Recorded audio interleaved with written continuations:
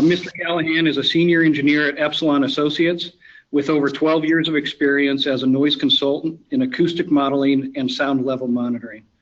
Ryan is an expert in the application of the CADNA-A acoustic model to wind farms, construction noise, industrial facilities, commercial developments, and power plants.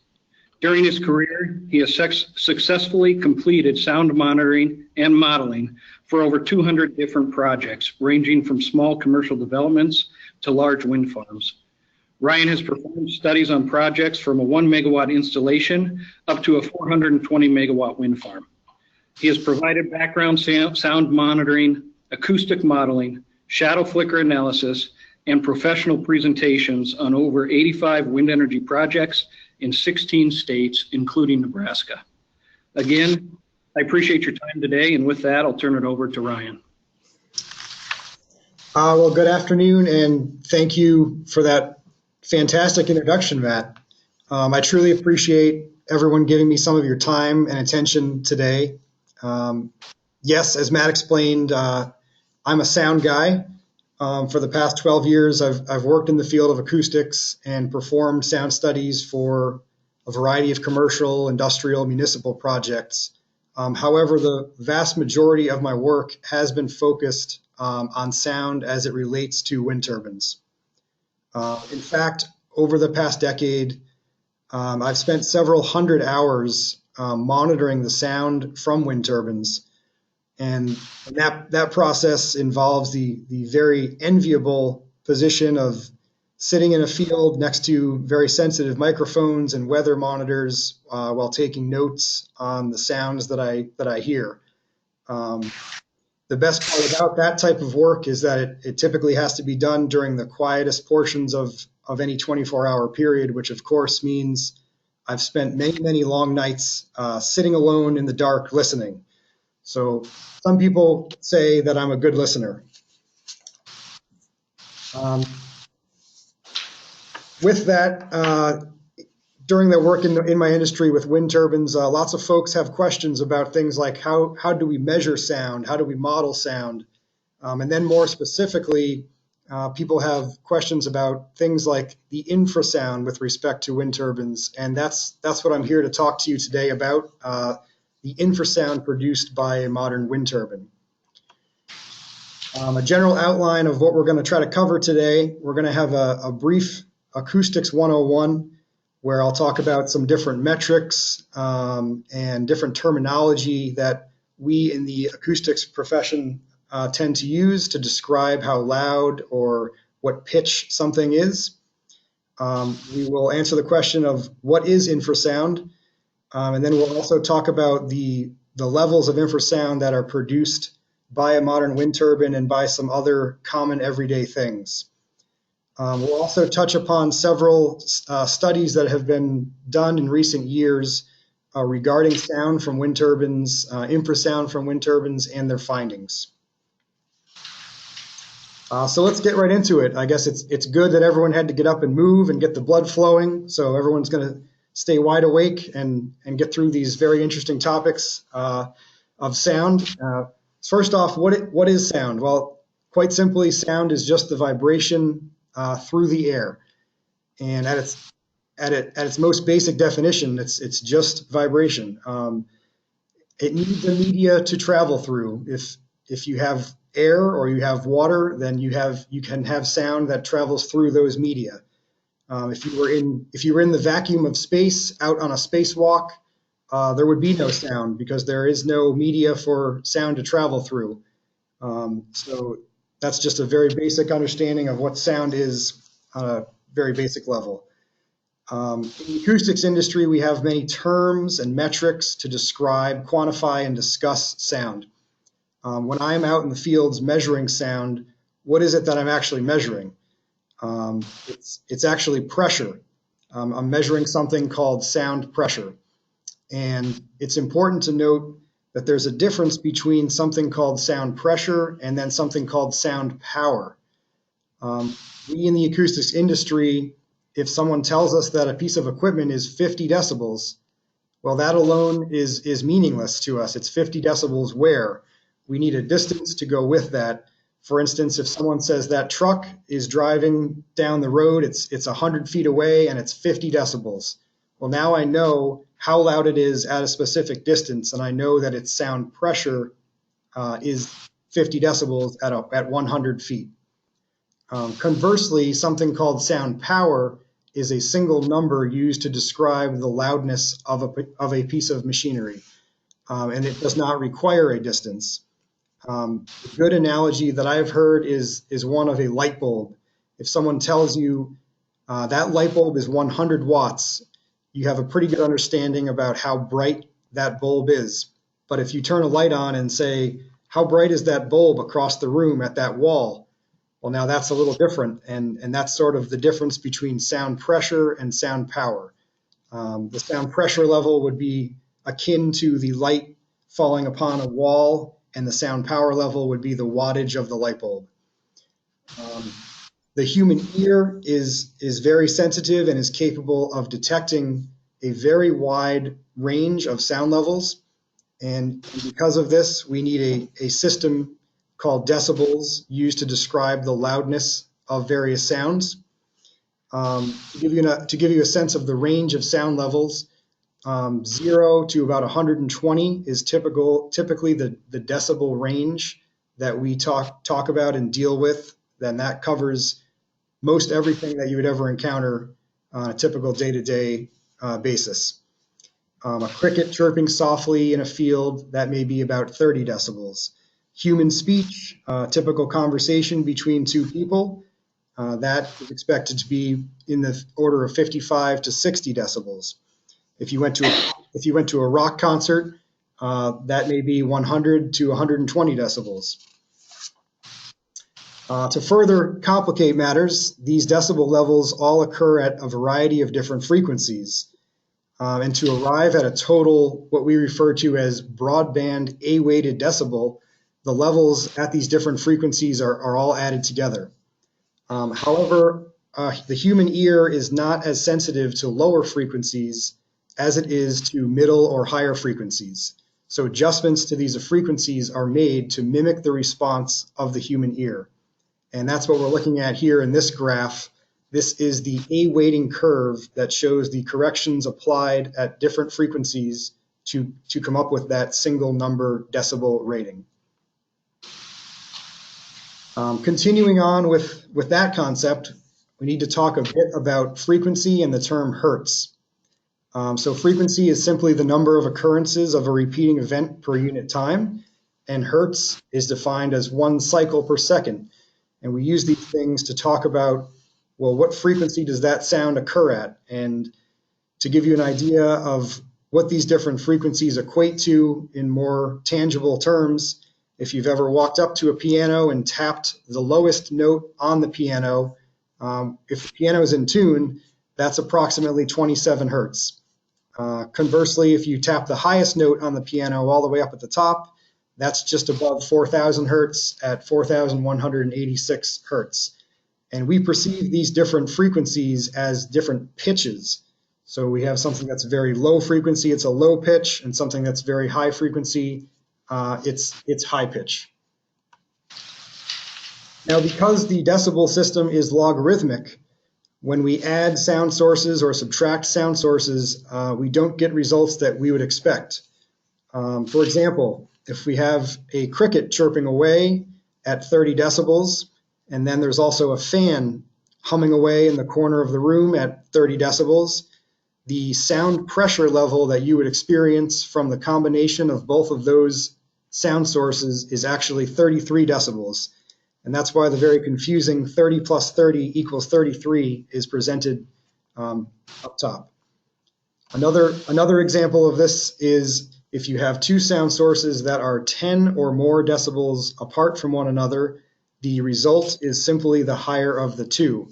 So for instance, if we have that same cricket chirping away in the corner and now we have an air conditioner humming along at 40 decibels, well, you add 40 and 30, the result is simply 40.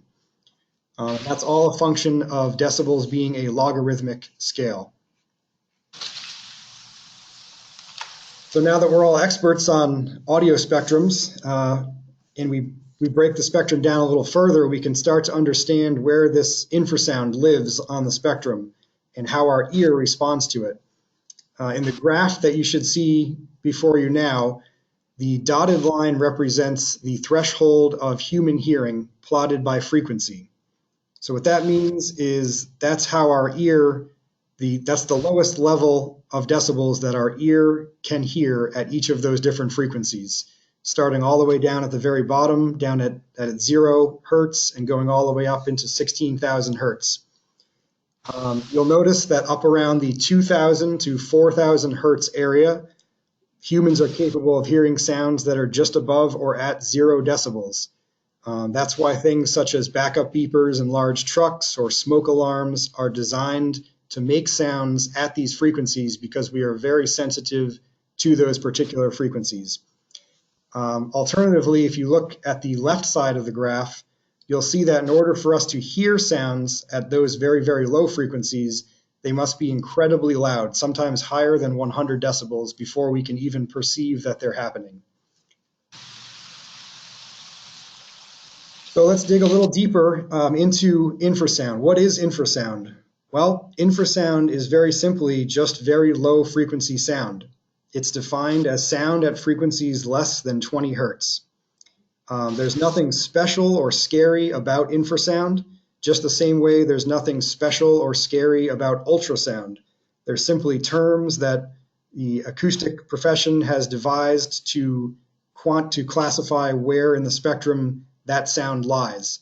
We refer to infrasound as 20 hertz and below. We refer to low frequency sound as 20 to 200 hertz, and then the middle and higher frequencies are everything above that.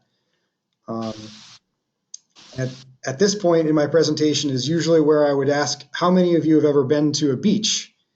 Unfortunately, I don't have the benefit of seeing if anyone is raising their hand, but I'm assuming that at least someone has been to a beach. If not, some of you have probably experienced something like a thunderstorm or a jet aircraft flying over your head. All of these emit infrasound.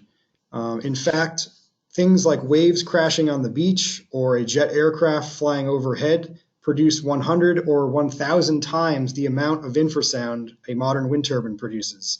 So it's not a special sound source in any way, shape, or form.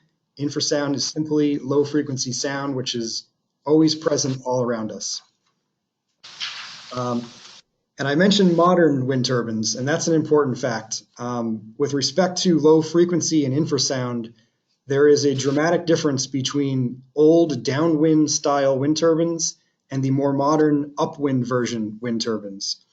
What do I mean by upwind and downwind? Well, a downwind style turbine would have the rotor or blades on the downwind side of the tower, so it faces away from the wind, and depending on the wind direction.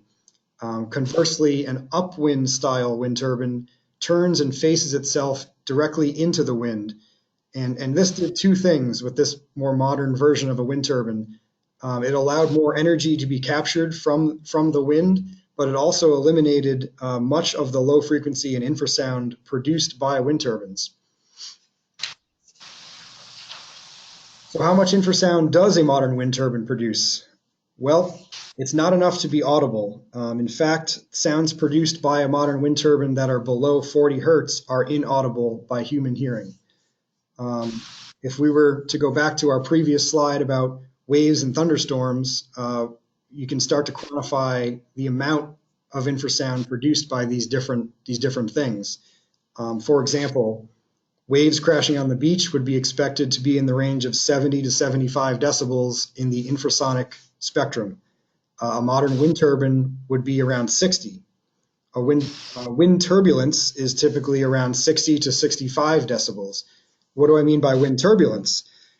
Wind turbulence is simply the natural sound that occurs from wind passing over the ground, through the trees, around buildings, and is always present. Here I'd like to present to you some measurements that I took at a wind energy facility in the United States. These colored lines represent the average sound levels with the wind turbine off. So these colored lines are simply the sound of the wind. We refer to it as background sound. And plotted over those lines, the sort of light green line with the blue dots, that is the spectrum that would be produced by a turbine operating at full power.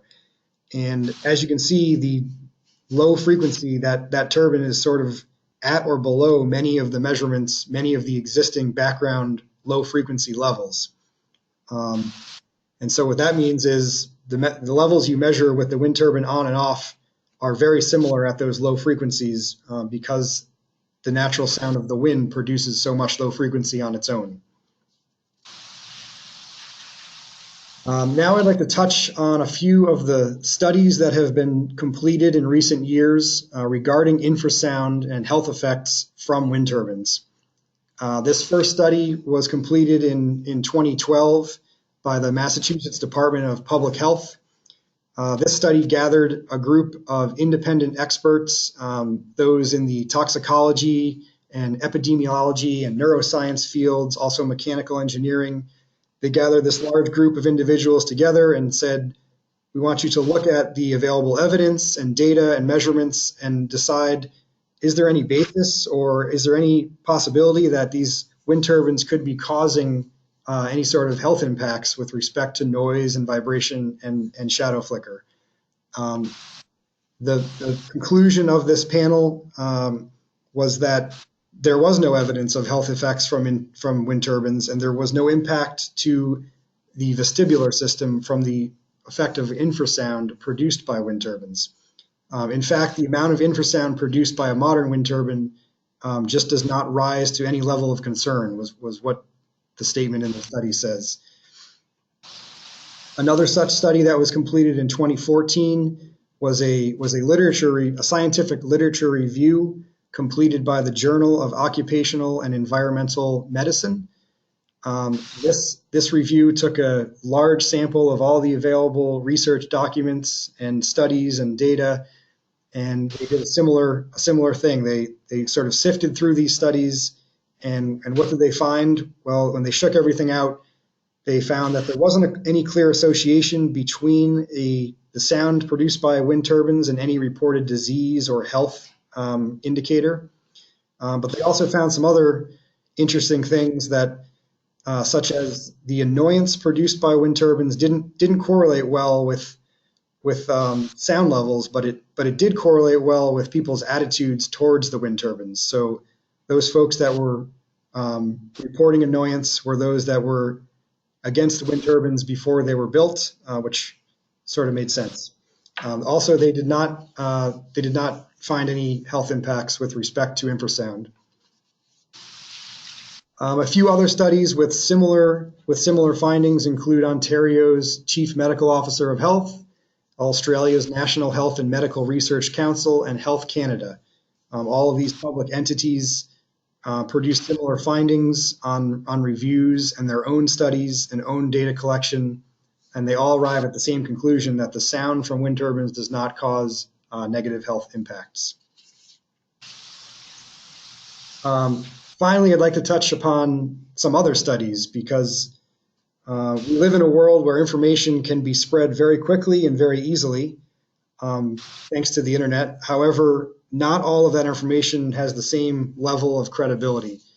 And there are several studies specifically on the topic of infrasound from wind turbines that sort of muddy the waters of this issue and are very confusing if you were to read them as a layperson coming in and just reading it at face value. Many of these studies that come to some wild conclusions about infrasound have a number, at least one or more, what we call fatal flaws in the scientific community. They don't use control groups. They typically rely on self-reported symptoms and claims of health problems. And they also do not account for something called the nocebo effect, which is a very interesting term. What is the nocebo effect? Well, the best way I can explain the nocebo effect is, let's say you have a headache and I give you a pill and say, here, this pill will make your headache go away. but the side effects might include nausea, dizziness, dry skin. So you take the pill and you go to sleep. The next day you wake up and you're not feeling well. Well, obviously you're going to blame it on that pill I gave you because I told you those side effects were nausea was one of them. So there it is. But you come to me and say, hey, that pill you gave me, it didn't make me feel very good. I woke up and I felt very nauseous. And I say, well, that pill I gave you was actually just a piece of leftover Halloween candy that's been sitting on my dresser drawer for about a month now. It wasn't anything. It was just sugar. And that's the nocebo effect. The power of suggestion and the power of bad information do have the effect of people blaming ailments and different things on one particular thing. In this case, it could be a wind turbine. A very popular study that I encounter frequently was done by Stephen Cooper, and he produced a study highlighting the effects of infrasound from wind turbines and concluded just that thing, that the wind turbines were causing headaches and nausea and dizziness. But the study had a number of fatal flaws, and there wasn't a control group used. He used a small group of people that all were against the wind project to begin with, and he had them write down sensations in a journal. And what this study did for me was actually highlight the effect of this nocebo effect. Lots of the journal articles that were being recorded about not feeling well actually ended up being recorded during times when the wind turbines were not operating.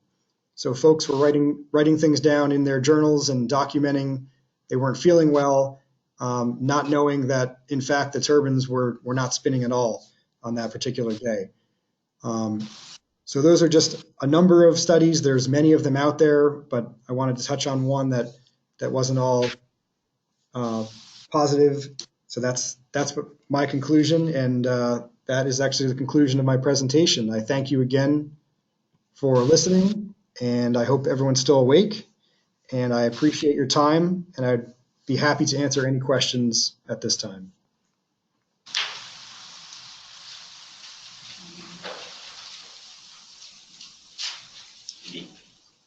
Ryan, you can hear us? Yes, I can.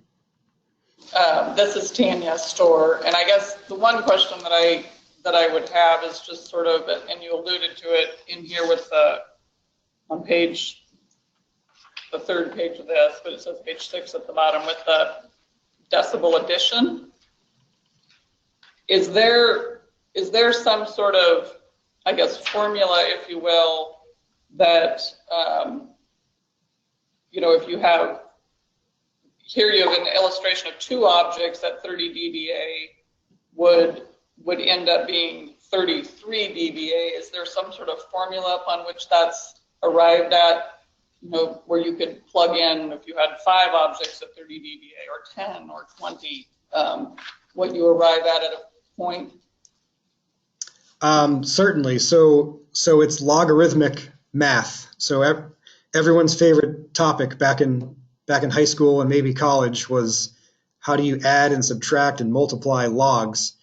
Well, it's not so straightforward. So what we use is Excel spreadsheets to add sound levels, but essentially what you're doing is you're raising something to a power and then adding it to something raised to another power. So you start getting into exponents and a little more high level math. But decibel addition isn't unlike any other logarithmic function. It's simply two numbers that must be treated as logs rather than straight arithmetic numbers. So there are calculators available online. We have spreadsheets that we use that run these numbers, and we also use sound modeling software, which takes into account, for instance, if we were to model the sound impacts from something like a wind farm, we would put all of the wind turbines into the model, and it would calculate the cumulative maximum sound level that could occur at any single point. So we typically perform modeling analyses and predictions at homes or property lines, and that is how model functions, it logarithmically adds all of those sound levels together to arrive at a single number. Math was not my strong point, so thank you. Now my head hurts. But there are basic, like you said, calculators that you could arrive at that, someone, a lay person like myself. Absolutely. Thank you. Ryan, this is Commissioner Van Wickle. Can you hear me okay? Yes, I can. I wonder if you could flesh out a little further. You made a couple of references to the infrastructure or the infrasonic side of the sound spectrum. And some of the criticisms in recent studies has been that in the past, there's been a focus on trying to determine what the threshold for discomfort is, and the setback distance is based on, well, I guess the audible sound spectrum as opposed to the infrasonic side. And I'm sure you read all those reports that, as you referenced, are available to us all online, some pretty sciencey and some not so much. But there appears to be some discomfort associated with levels of infrasonic that have not historically been measured. I just wonder if you could discuss sort of a general view of information that's come out in the last 2 or 3 years as opposed to older information on that equation. And then the second component of that is the relatively new information that's available based on specific wind turbines and the engineering design features of individual structures versus just the one size fits all. Sure. So with respect to infrasound, I think the way it's portrayed oftentimes is that it's dangerous or it's somehow special. And if you're exposed to very, very high levels of infrasound, you may be uncomfortable or it may harm you somehow.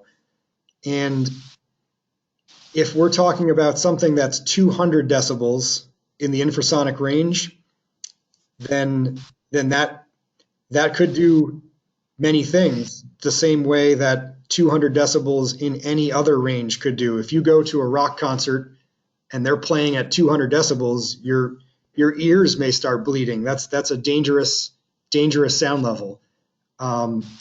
With infrasound, it's no different.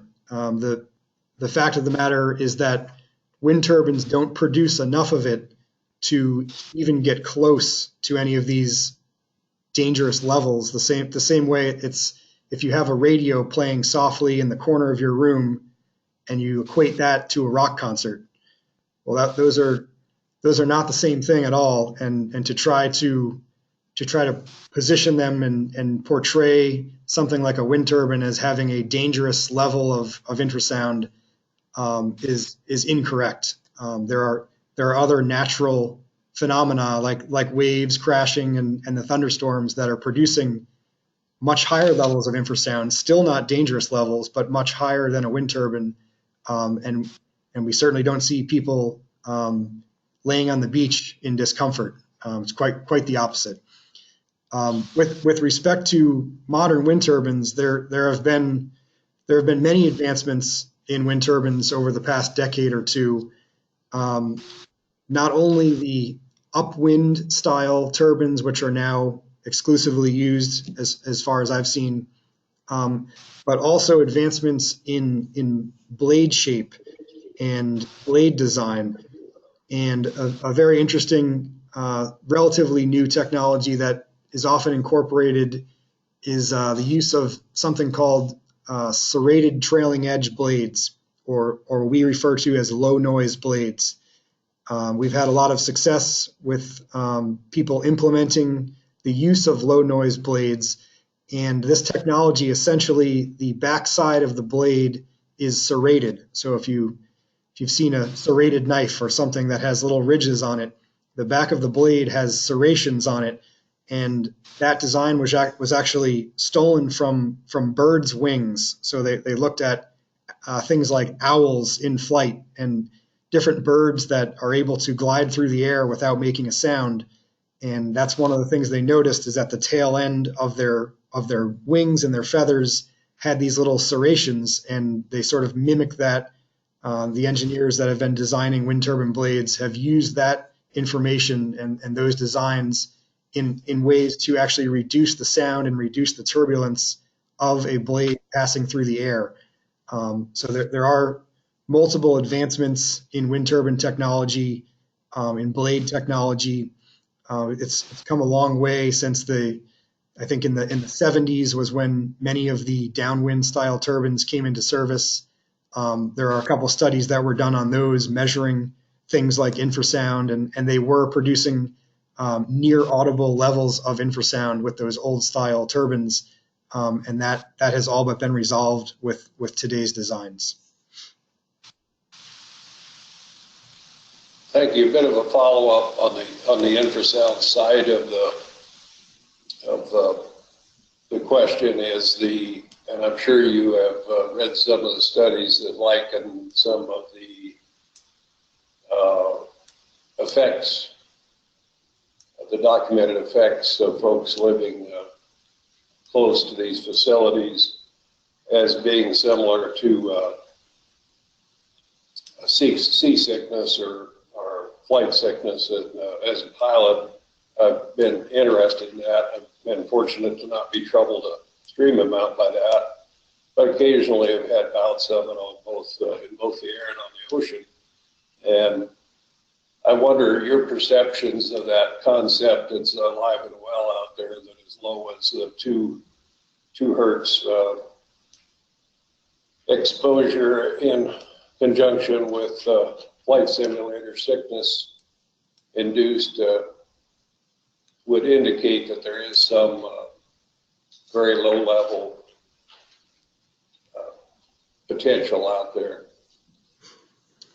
Sure. So again, I think it's important to know the level that we're talking about, where if you're in a flight simulator and you're talking about the actual impact on your vestibular system, so not just your eardrum, but actually the whole, everything in your head, essentially, all of the fluid in your ear and things like balance. And if you spin yourself around, you feel dizzy because you're actually moving that fluid around and getting that dizzy sensation.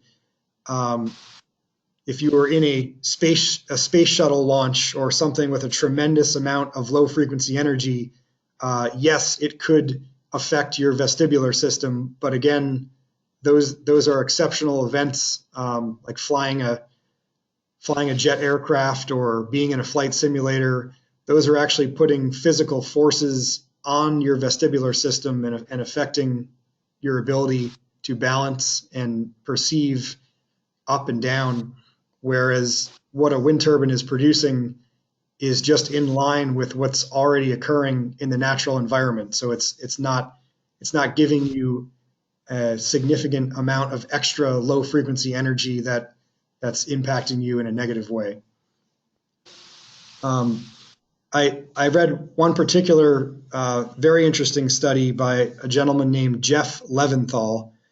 I believe he lives in England, and he's sort of one of the godfathers of acoustics. So we all have his books, and had the pleasure of meeting him a few years back.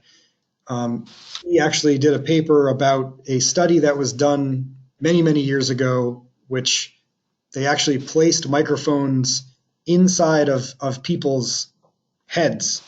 My understanding is that these were terminally ill patients. This was in the 1950s or 1960s, when there was a little more leeway on what sort of medical experiments could be carried out on folks. And what they found is that your own body's infrasound, the infrasound produced by the blood rushing past your ears or your heart pumping, your own body's infrasound at distances that close to your vestibular system were well above what any wind turbine could produce. So in effect, your own body is making a level of infrasound that it's living with at all times. So it's just another light that shows you how infrasound with respect to turbines and just everyday interaction equates.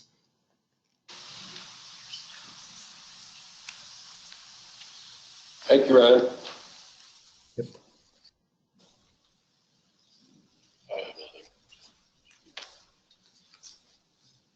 Well, I think we are out of questions for you, Ryan, unless you have anything additional you would like to share. We probably have just a couple minutes left before we need to wrap up. I'm all set on my end. I again appreciate you guys taking the time to listen. It's not often that we get the ear of folks and have their time, undivided attention. So thank you again. Apologize for the delays in technology, but Technology is a wonderful thing. when it works. Thank you, Ryan. Thank you, Matt. Thanks, guys. Appreciate your time. Thank you. Thank you. Yep, I'll shut it down. Okay.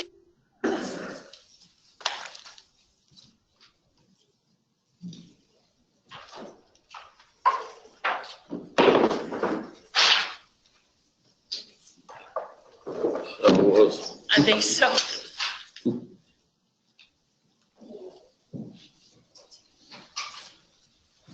You guys are okay with me shutting this off, right, Matt and Ryan? All done? Yep, all set on my end. Thank you again. Okay. Bye.